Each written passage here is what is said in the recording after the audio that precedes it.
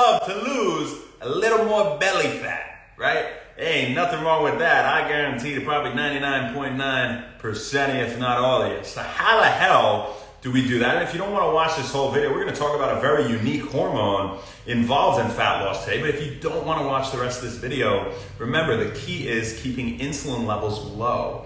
And insulin is telling our cells to absorb sugar that's in the blood. If there's sugar in the blood and there's high insulin being released, then it's telling us to produce fat in the liver, and it's telling our liver and other cells, let's hold on to these fats, telling our white fat, our stored fat, to hold the fat, right? So we keep insulin low. The opposite happens. We go into fat burning mode. What can keep insulin low? Well, physical exercise, of course, weight loss. I like to say fat loss because we like to maintain lean muscle mass. It's important for longevity and overall health, and of course, body composition and looking good and performing well.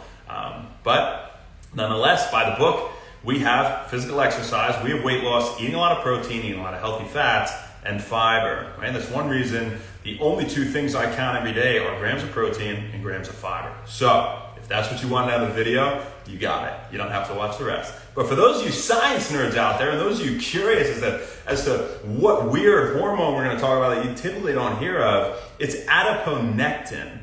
And so what is adiponectin? Well, it's a hormone that's released from fat cells directly, and it promotes fat loss and improves insulin sensitivity. Now, when we talk about improved insulin sensitivity and fat loss, they go hand in hand. And why is that? Well, if you have sensitive insulin, that is basically saying when you have sugar in your blood, that your insulin is going to work efficiently and well, and it's going to tell your cells to absorb that sugar from the blood, right? Cells like hepatic or liver cells, cells like muscle tissue cells, right? Skeletal muscle. And so we love to absorb the sugar into those, and we can store it as glycogen, stored sugar, and we can use it for energy later on.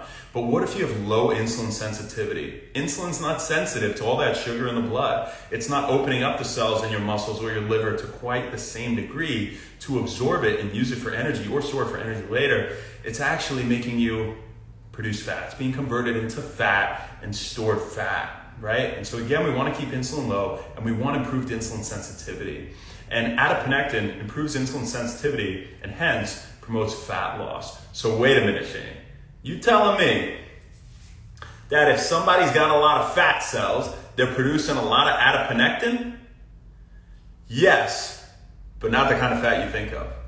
So there's a major caveat here. So if somebody's obese, right, they have a lot of white fat, they have a lot of stored fat, belly fat, fat wherever, right? Visceral fat too, around organs and things. And when we talk about this stored white fat, well, that does not release adiponectin, not quite, right? This adiponectin is actually being released from fat in your bones. My bones have fat. 70% of your bones are made up of fat. And this fat is it along with, of course, protein being a major component of bone. We know calcium supports bone mineral density, and magnesium and vitamin D and phosphorus and all these good things, right? But you got to remember, the inside is what we call, as you guys know, the bone marrow. And the bone marrow has a bunch of different types of cells in there, but it has fat cells. And it has these good fat cells that release adiponectin. Okay, so then how do I increase the fat cells in my bones to release more adiponectin so that I lose more fat? I think is a very fair question. Well, if you were to restrict calories, you were going to have lower levels of insulin. Even somebody that does that to an extreme degree, saying anorexic, and we obviously don't want anyone to do that. That's completely unhealthy for so many other reasons. I never recommend that, nor would any good doctor or person. But if you could restrict calories, that should improve insulin sensitivity. And if you could lower insulin altogether for as much of the day as possible, well, then that will put you in fat burning mode, right? And maybe if we can do this without starving ourselves, well, wouldn't that be nice? Well, what is calorie restriction associated with? Pretty much synonymous with, or fasting in many regards. It's low levels of insulin, right? Low if none. And so we want that insulin down. So how else do we lower those levels of insulin? Like we said in the beginning of the video, you can exercise, of course, as aforementioned. Now, exercise also is getting blood flow into your bone marrow cells, into these fat cells in the bone marrow, helping them to work better and produce more of that adiponectin, that fat release hormone that is promoting fat burning. Now, aside from physical exercise, we of course have weight loss, as aforementioned. We have eating a lot of protein, number one in terms of nutrition for burning fat, eating a lot of healthy fats and soluble fiber, right? And so that's what we got for you guys. Thought it was super interesting. Adiponectin, we don't often talk about it. We talk about leptin, and we talk about ghrelin, and we talk about insulin in itself, and we talk about all these other things, but that's for you guys. We got a birthday we're gonna sing. We got a patient walking in, so here it is.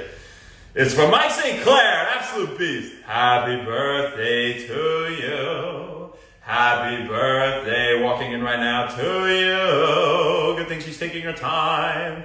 Happy birthday, dear Mike St. Clair. Hello, my dear. I'm doing a live video right now, and that is me singing like that, or I